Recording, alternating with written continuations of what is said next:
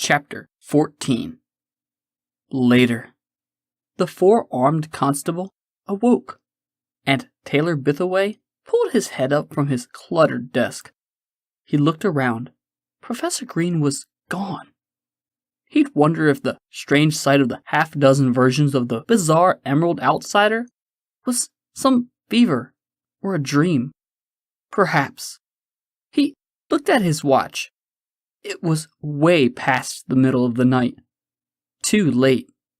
He turned the lights off and locked the door, stepping into the cool night. It was the warm season on Dragon's Blood, the summer season, and it was very humid outside, yet very quiet.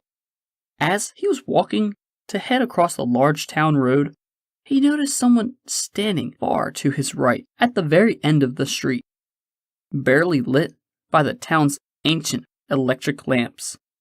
He already recognized her, but he didn't want to. The town of Dragon's Teeth suffered a power surge at that moment, and as he turned to face her, see her more clearly, the street lamps grew dimmer. He had to get a closer look. He didn't want to.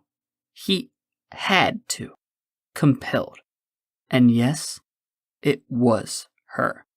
Somehow, his wife, his long-dead wife, was staring at him from the far end of the dirt thoroughfare. He started to say her name, but the closer he got, he realized it couldn't be her.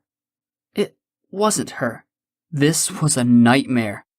No, this was far, far worse than a nightmare. A nightmare you can wake from. He was wide awake, and his wife's corpse was standing right there. The closer he would walk toward her, the further she would eerily slide away from him, and the further he walked away from the town lights, the darker it became, until, at last, he was entering the blood-red, scarlet darkness of the forest. His wife's body's heels were dragging on the ground, as if something was propping her up, and slowly sliding her away from him. The constable went further. Finally, he saw it.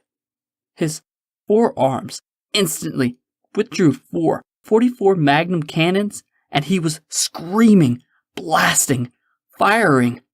And in the blackness, in the deep, dark forest of the night, could be heard sudden thunder and cacophony as 24 rounds of explosive, hollow-point bullets impacted in instant warfare. Some could sleep through it. Most could not. Saber and Bro were among the first to run down the old plank wooden stairs of the hotel, out through the old saloon doors.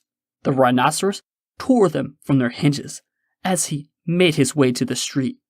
The time agent and the Jadoon both stared in bewilderment at the behemoth on the outskirts of the town. It was a huge mass, several stories tall, impossible to make out clearly. The creature was composed of chunks of metal and wiring, along with dozens of human bodies. Its movements were slow, caterpillar-like, a lumbering, rotting mass of steel and flesh. Brianna Bithaway had run to the scene, and she stood in horror, watching her father trying to make his way back to town. The roar of the abomination screeched, and it sounded like scraping bulldozers and dying elephants. Saber, Bro, and Brianna, most devastatingly of all, witnessed as Constable Taylor Bithaway was abruptly seized by the neck in a vicious, rusted, spiked steel tendril. He was violently dragged backward into the scarlet night and vanished into the beast. Screams penetrated the quiet darkness of Dragon's Teeth.